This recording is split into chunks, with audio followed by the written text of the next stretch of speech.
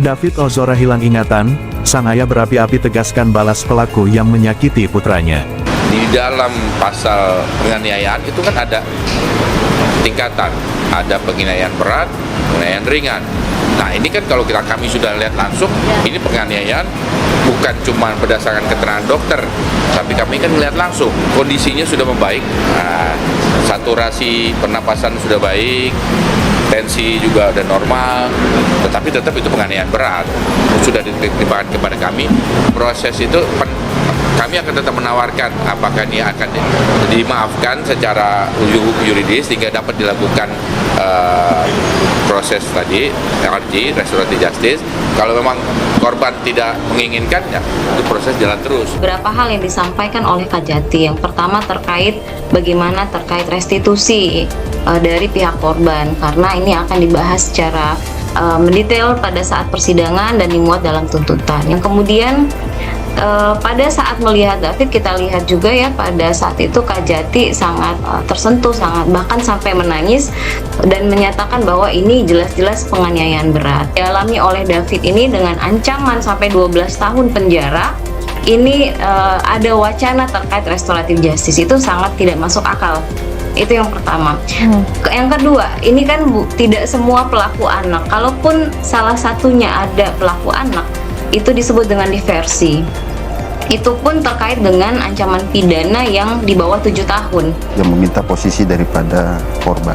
Menanyakan di mana korban berada. Kemudian yang kedua, juga minta Sherlock. Ketiga, mengajak agar turun ke bawah. Yang keempat, memberikan HP kepada tersangka MDS ini, seolah-olah bahwa itu AG yang memegang HP untuk turun ke bawah. Nah ini merupakan salah satu unsur daripada 56 KUHP ataupun 76C. Jadi memberikan bantuan, kemudian memberikan sarana, kesempatan, pembiaran dan sebagainya. Ayah David Ozora, yakni Jonathan Latumahina, mengaku bersyukur mengetahui putranya sadar dari koma.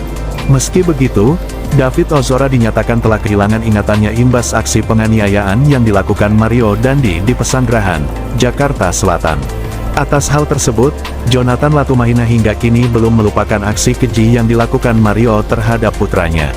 Dilansir dari wartakotalive.com, Jonathan Latumahina mengaku bakal membalas perbuatan pelaku yang terlibat dalam aksi penganiayaan.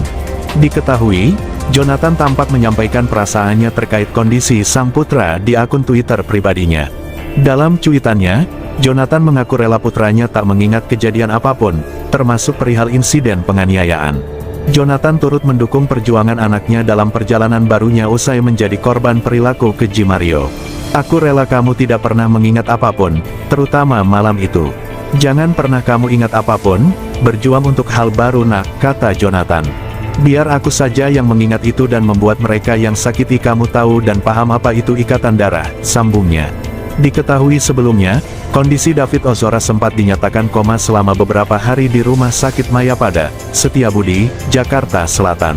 Kala itu perasaan, Jonathan Latumahina sangat campur aduk, yakni, merasa geram, marah dan sedih saat melihat David mengalami kejang-kejang selama 2 hari berturut-turut setelah kejadian penganiayaan. Kendati demikian, kini kondisi David Ozora sudah membaik. Menurut sang ayah, perkembangan positif tersebut diakuinya berasal dari doa seluruh pihak yang prihatin terkait kejadian yang dialami putranya. Mohon maaf tidak bisa menjawab satu persatu, David hari ini sudah semakin baik kondisinya. Memang belum sadar, tapi respon gerak, pendengaran dan penglihatannya sudah mengalami kemajuan yang luar biasa, terang Jonathan. Itu karena doa-doa dari teman semua, karena memang kemajuan ini di luar perkiraan, pungkasnya.